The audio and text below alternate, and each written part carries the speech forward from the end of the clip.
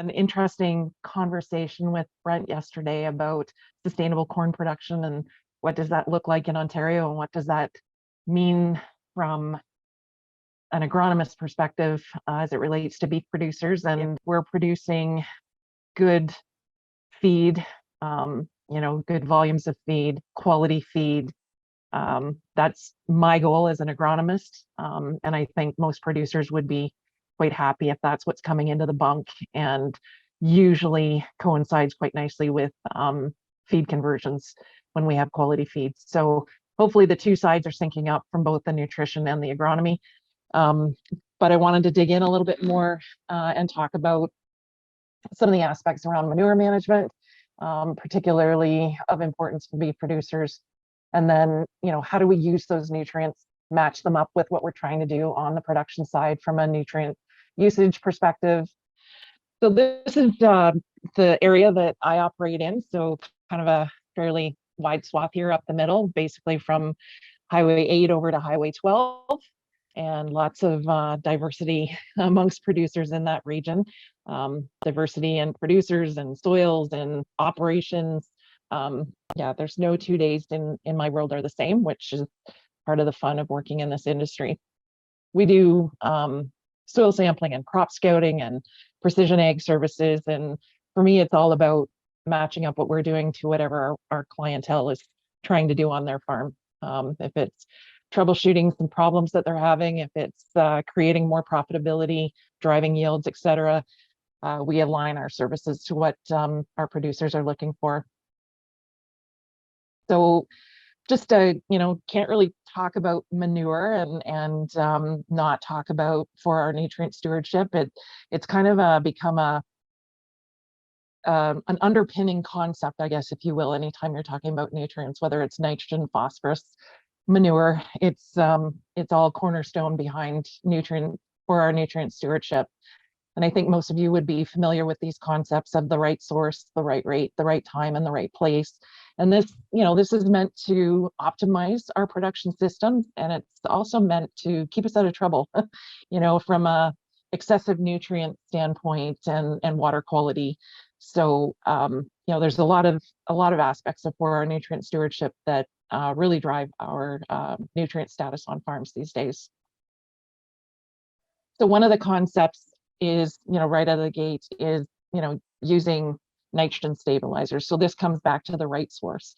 And for producers with a lot of manure in their system, it's fairly tough to run the entire system exclusively on manure. Nutrient usage just doesn't always match what you're producing in your barn for manure.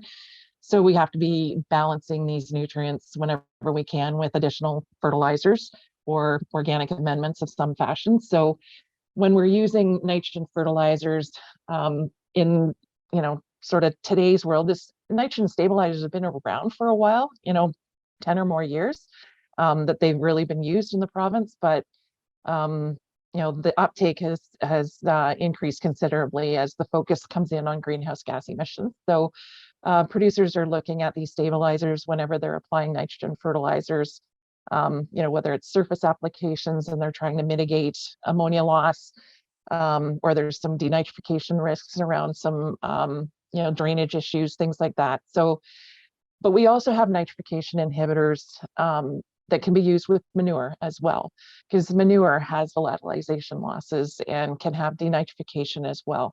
So, just something that, if your system relies quite heavily on liquid manure, this would be addressing liquid manure systems.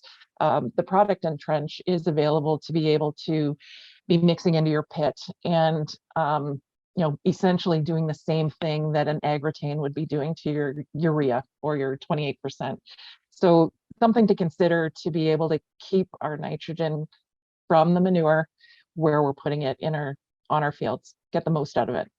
And this is what we're trying to avoid is, we have a field here. This actually has fertility applied, but this patch here has a very serious nitrogen deficit. And we can see this on grain farms. We can see this on livestock farms with manure in their system. Sometimes the soil doesn't give us all the nutrients that we're applying. It doesn't release it all to the crop. when the crop is needing it the most. There's environmental conditions that happen seasonally. You know, in a patch like this, it is, you know, it's a saturated zone. It's had some water, excess of water in there in that early part of the season. And you can see the plants are pale and stunted and not really thriving. And, you know, that very quickly translates into some yield loss at the end of the season. So getting the most out of this nitrogen dollar, whether it's the exercise of applying nitrogen from your manure or it's derived from a commercial fertilizer, the end result is still the same. We need that nitrogen to produce high yielding corn. So the other aspect out of that is, you know, if your primary source of nutrients is your manure, you need to have a really good handle on how it tests, what sort of nutrient levels are in there. Running manure tests on a regular basis is no different than your Agromart running quality control tests on their 1919, as far as I'm concerned. And yes, we have a tremendous amount of variability in manure, and that will never go away, at least probably not in my lifetime anyway. You know, we have a lot of challenges in regards to having consistent nutrient status from manure, and I totally understand that. But you know, if you have stable feeding systems, you know, stable bedding systems in your barns, you know, running a series of manure analysis out of those storages as you're applying and developing your own average by barn, is usually you know, I found that to be a very good practice. It might take 5 samples, it might take 10 samples, you know, and eliminate your highs and lows outliers and get yourself to your average manure analysis by barn, if you will. That's a really good spot to be in if you're able to get to that point, and it takes a little bit of time. If you're spreading spring and fall, you need to be testing spring and fall, because sometimes there can be some differences depending on how your storages are set up. But those manure analyses are really important to know, you know, the whole part of the nutrient balance on the farm. You know, so this is what a manure test would look like that you would get back from the lab. And you can see that we've got our percent of phosphorus and potassium, our nitrogen or dry matter percentage, carbon to nitrogen ratio as well. Maybe I just didn't have it on this particular test. That's also another very important value. And a bunch of the labs will also tell you how your nitrogen is responding based on how quickly you're incorporating it, whether you're injecting it, whether you're applying it in the fall or in the spring. So it gives you, you know, a lot of value in terms of knowing what you're applying. And like I said, if you're running a series of these tests, you know, per barn or per setup, it is a little bit easier with liquid manure than it is with solid, just in terms of consistency in your samples. But the more samples you have, the better chance you have of getting to a reasonable average for the barn. What I find with you know, significantly large liquid manure systems, you know, whether it's an outdoor tank or an under the barn system, we can hardly get them agitated enough depending on your dry matter content. If you're on the high end of dry matter content, you know, 40–50% dry matter content in a liquid system, it's incredibly hard to get that all into solution. So sometimes you'll have layering in your pit where the top is, you know, you might only have 15 or 20% dry matter after agitation, but the bottom you could be in 60% plus. So that's, you know, again, just another exercise that we've done is measuring out of the top third as you're pumping, measuring out of the middle third as you're pumping, and the bottom third as you're pumping, and just, you know, knowing how well you're getting your manure mixed gives you a bit of insight in your nutrients as you're putting it out on the field. So, you know, sometimes it comes down to as simple as the top 200,000 gallons is on this farm, and we know it's far more dilute, and the next 300,000 gallon is on the next farm or the next field, and we know it's more concentrated. So it, again, gives us a little more insight in order to balance our nutrients following the manure application. And here's an example. You know, Ben was mentioning about the timing of application and the timing of incorporation. So these values are straight out of the AgroSuite tool. And if you haven't had a chance to be on that tool, I would encourage you to do that. It's, I think you can just Google AgroSuite and find the system.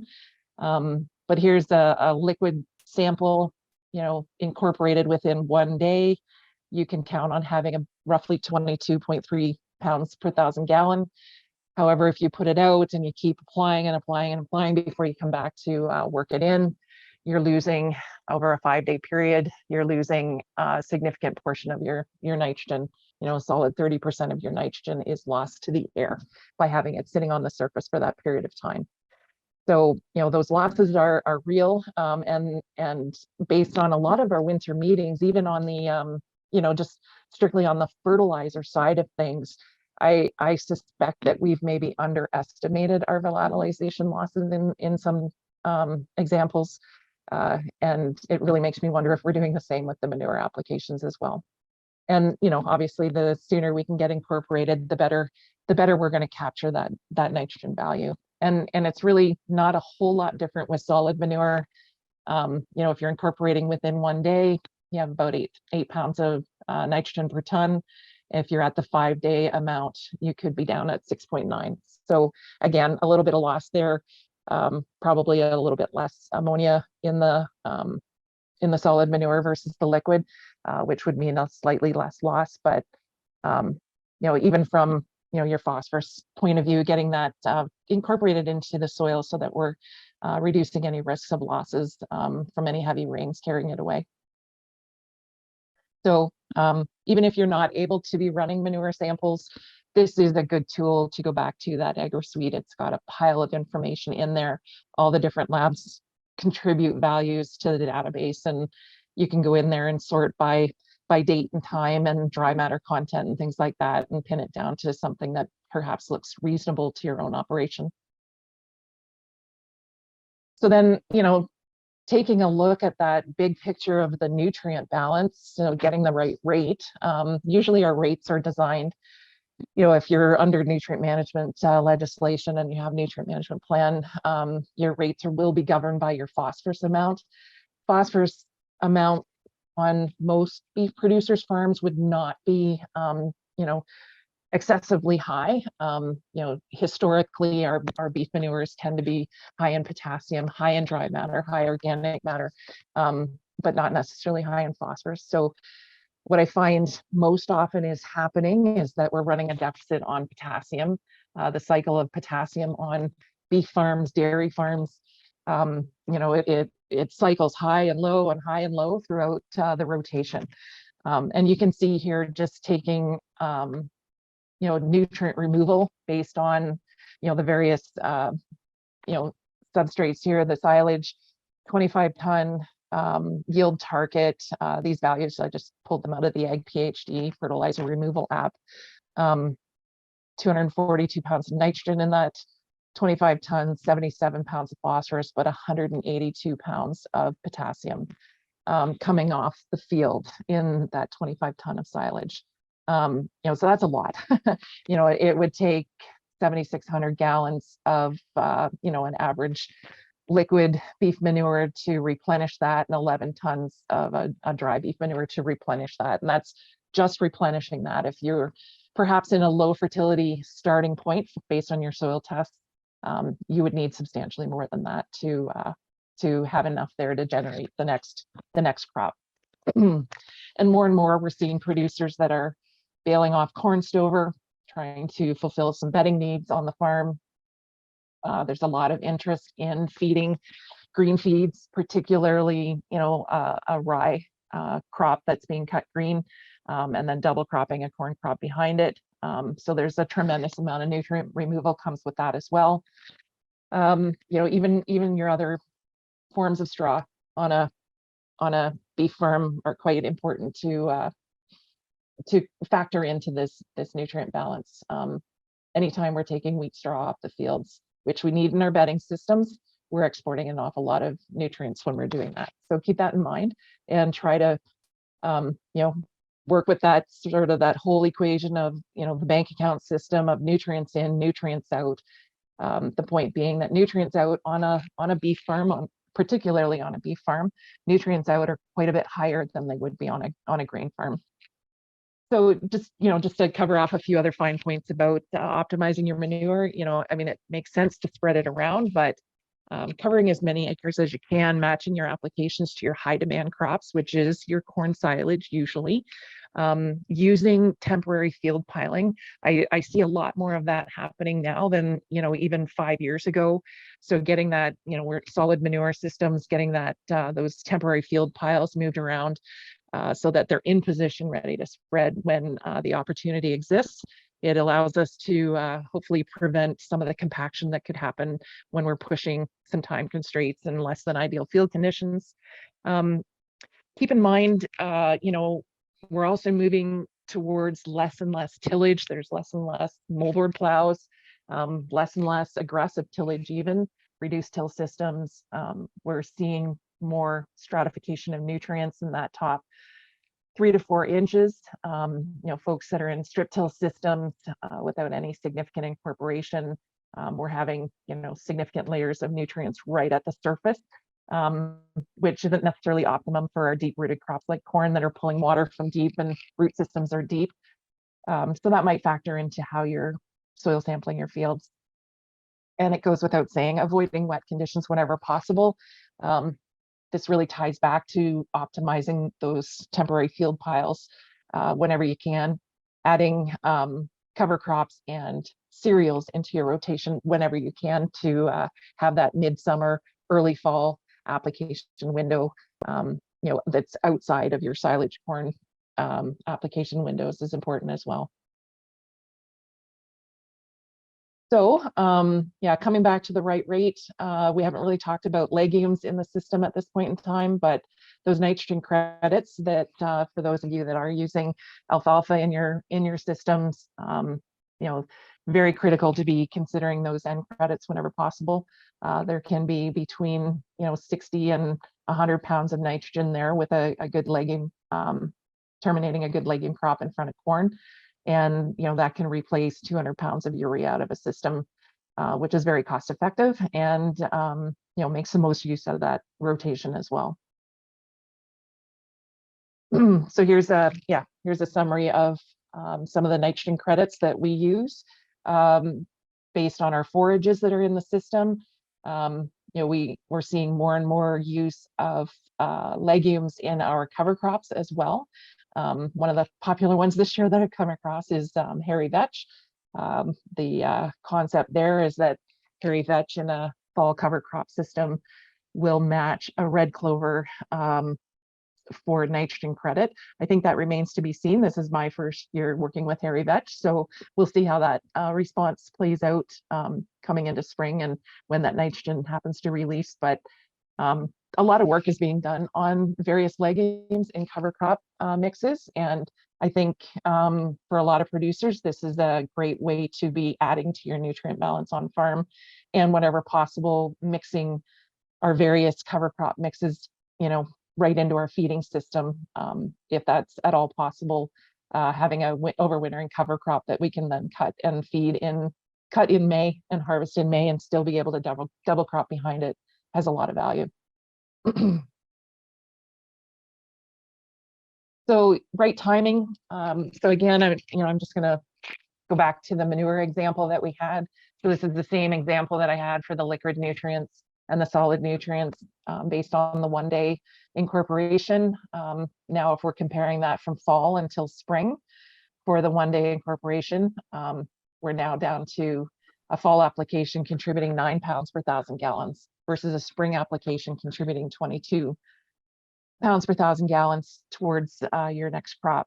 And that ultimately is the loss between fall and spring. Nitrates leaching, and particularly in the fall and in the early spring season where we get significant moisture in the profile. A little bit less loss when we're working with the solid manure types from fall to spring, but we're still somewhere in that 50% loss from fall to spring applications. So, in order to recover as much of those nutrients as possible, it pushes us towards those spring applications.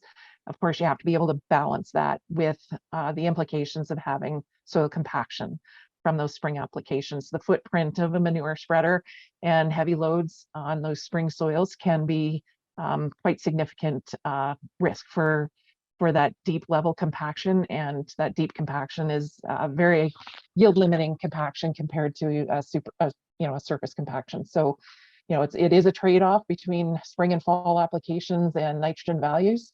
Having the capacity to spread significant amounts of manure in the spring on dry soils ahead of planting. That's a goal I think a lot of producers would have. And we're seeing custom applicators filling that void as well to be able to cover as many acres as possible in those very time sensitive drier spring conditions. Otherwise, it's lending itself towards some very large equipment. We can stop there and we can chat about some other things.